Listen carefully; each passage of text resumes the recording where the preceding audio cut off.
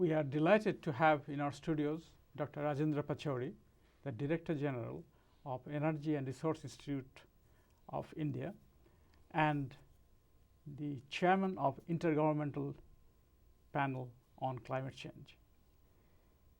He, along with Mr. Al Gore, received the 2007 Nobel Peace Prize, and he was, of course, a teacher at Yale University for some years, and we are delighted to welcome him back to the campus. Welcome, Mr. Pachauri. Thank you. Welcome.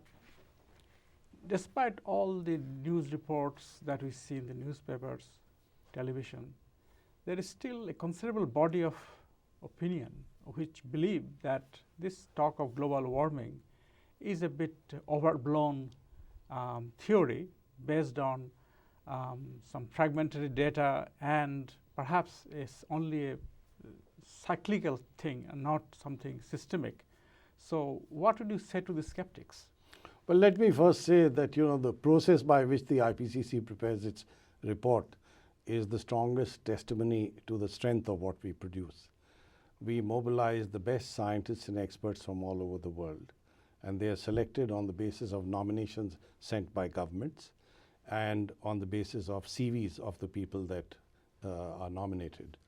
Just to give you an example, in the fourth assessment report, we got close to 2,000 nominations, and roughly 450 were selected as those who directly wrote the report.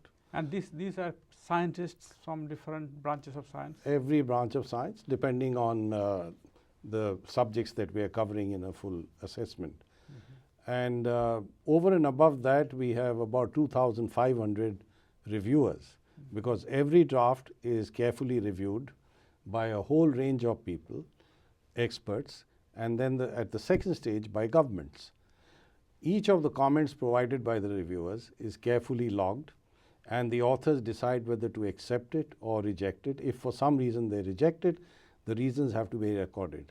So you can't think of a more transparent and open process than this. Also, may I emphasize that the IPCC does no research on its own. It carries out its assessment on the basis of peer-reviewed literature. Mm-hmm. And there's a wealth of literature. In fact, it's growing so rapidly. Now, unless all the people who are researching this are basically in the business of fooling the public, you really can't believe there's anything wrong. The second point I'd like to make is, the number of skeptics, as would be expected, has been going down very rapidly. But on the other hand, if you look at the history of science and knowledge, in any new discovery, in any new field of human endeavor where new knowledge is created, there are skeptics who will question it till some time to come. There are even today people who believe that the earth is flat. So, what else can one say? So tell us, for our viewers, in brief, what the conclusion of the IPCC has been. Well, firstly, let me explain how climate change has been caused by human actions. We have been in the process of industrialization, consuming larger and larger quantities of fossil fuels. And there are other gases also which have the same effect as carbon dioxide, though carbon dioxide is by far the most important of these gases. Now, before industrialization, the concentration of carbon dioxide in the atmosphere was 280 parts per million. It's now in the neighborhood of 380 parts per million. And may I mention that this concentration level was last recorded 650,000 years ago. And there are very well-established scientific methods by which we can now assess what the composition of the atmosphere was, going back hundreds of thousands of years. Now, because of this concentration, what happens is typically you get radiation from the sun, it falls on the surface of the earth, and a good part of it is re-radiated back into outer space. Now, that's what has kept the temperature in a balance over a period of time. Of course, for natural reasons, there have been variations over a long period of time. But with this high concentration of gases, part of what is re-radiated back comes right back to the earth. And that causes an imbalance. The greenhouse effect. The greenhouse effect. Yeah. But it's not a smooth and linear change of temperatures only. As a result of interference with the entire climate system, what we have is, for instance, many more floods, we have changes in precipitation, not only average levels, but also precipitation patterns. For instance, extreme precipitation events are on the increase. We have many more heat waves, we have droughts, and of course, the result of all this is sea level rise. And the sea is increasing in its level, both because of thermal expansion as well as melting of the ice bodies. Now, that's something which is visible, which is measured, and people can deny it if they want to, but all they have to do is go to the Arctic region. I've been there myself. Go to the Himalayan glaciers, and you'll see the rapid rate at which the bodies of ice on the earth are melting. Just as a matter of fact, the Arctic region has been warming at twice the rate of the rest of the earth. And this naturally contributes to more water going into the oceans. So this is how climate change is taking place. And the only way we can stabilize this situation is for us to cut down on emissions of greenhouse gases and allow for stabilization of the concentration of these gases in the atmosphere. Now, this is very clear as to the danger it poses. How do you explain that the fact that the Nobel Peace Prize Committee chose to give IPCC, you and Al Gore the award? What is the connection between peace and our climate? Well, I would say that the Norwegian Nobel Committee has been very far-sighted in this decision, which may sound a little self-serving. But the point is, the result of climate change is certainly sea level rise. This has inbuilt in it the element of displacement of a large population. If you look at the Maldives Islands, even though it may not be fully submerged under the water, every time there's an extreme precipitation event, because of higher sea levels, the severity of the impacts is much worse than would have been the case otherwise.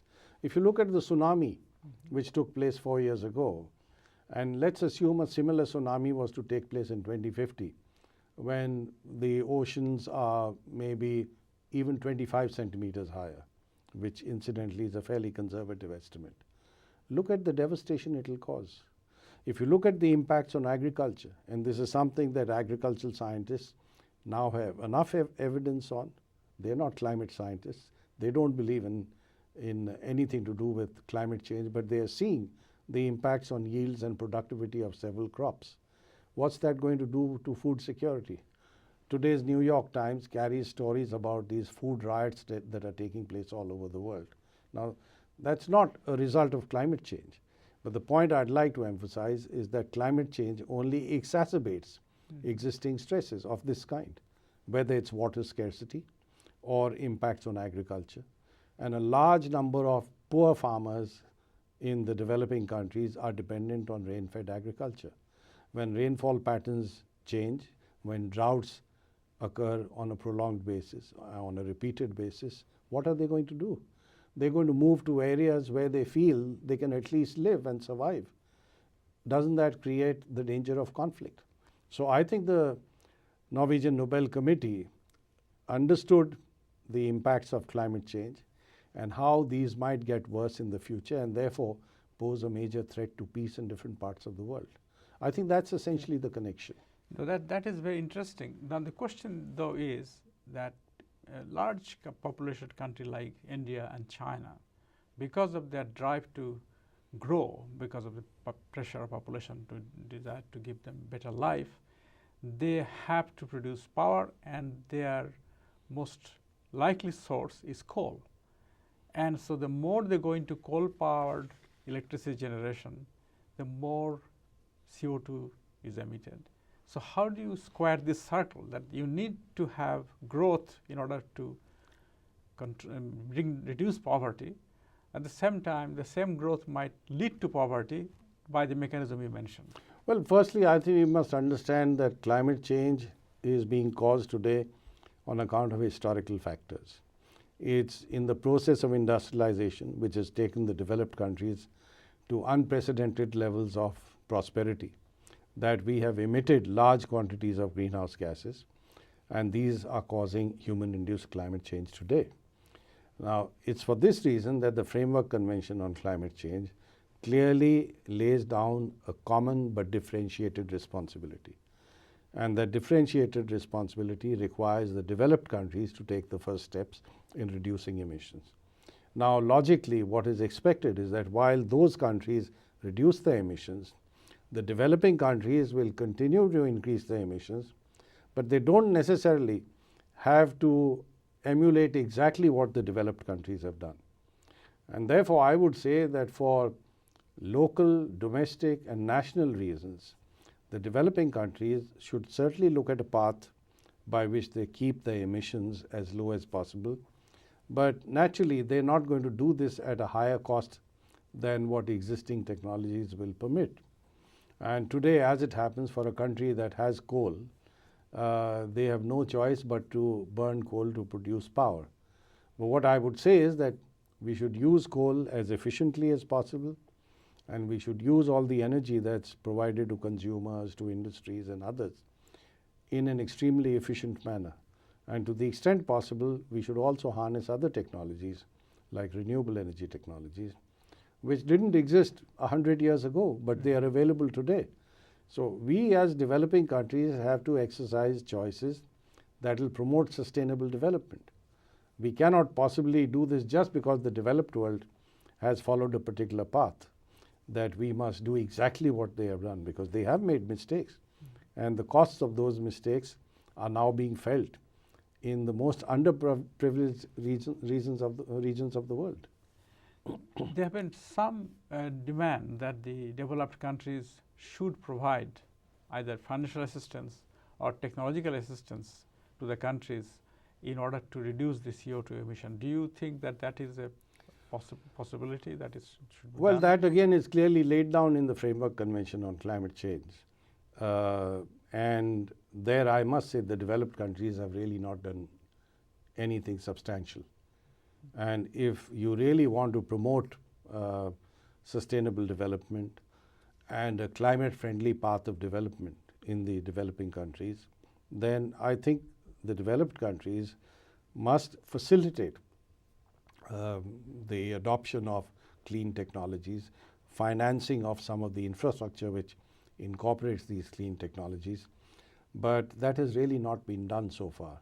And I think the demand for action in this area is now getting much louder, and therefore the industrialized countries will have to pay heed to it. Yeah, the fear is that this you do first before we do. This argument that the West is saying that unless you start capping your emission, we are not going to do it.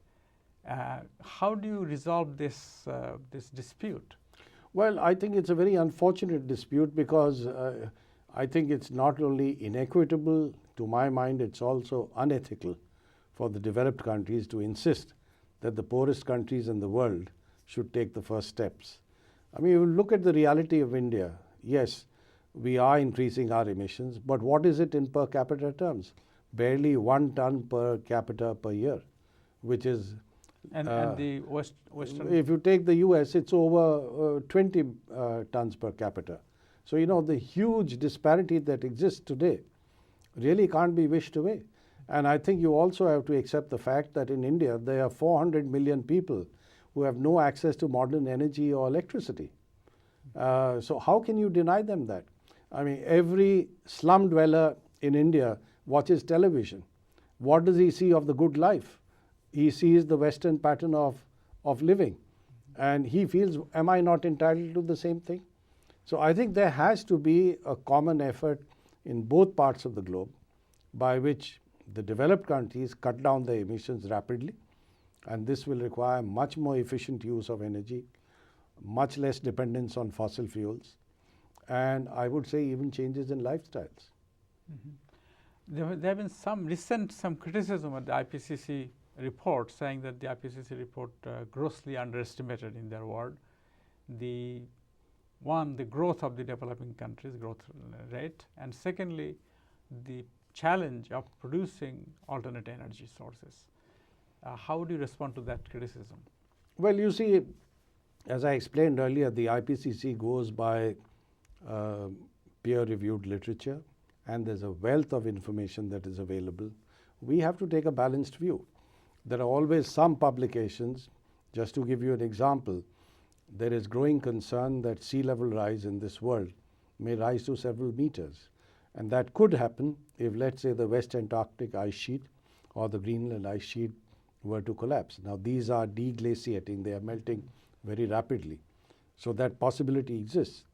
But, you know, the IPCC cannot take an extreme view on these things because, firstly, we cannot predict if it will happen, and let's say if it will happen, when it's going to happen. So we are in no position to make that kind of a projection. And we have to take the balance of knowledge and what's contained in the literature. In the case of the growth rates of the developing countries, we have a whole range of scenarios that we have assessed. And these are very plausible scenarios.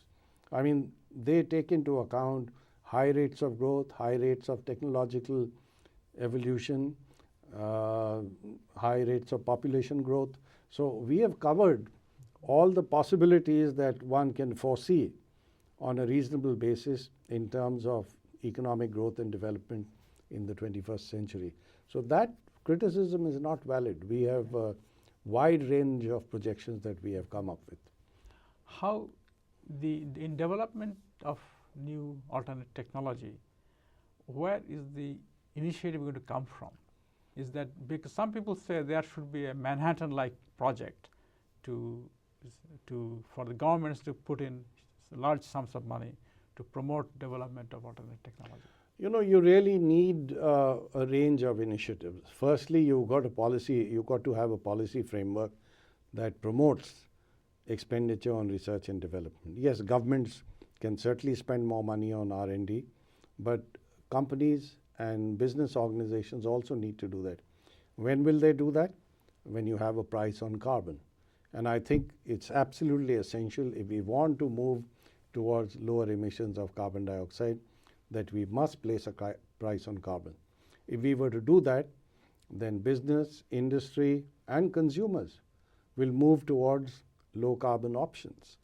But we don't have that today. And I think this is where governments must see their responsibility.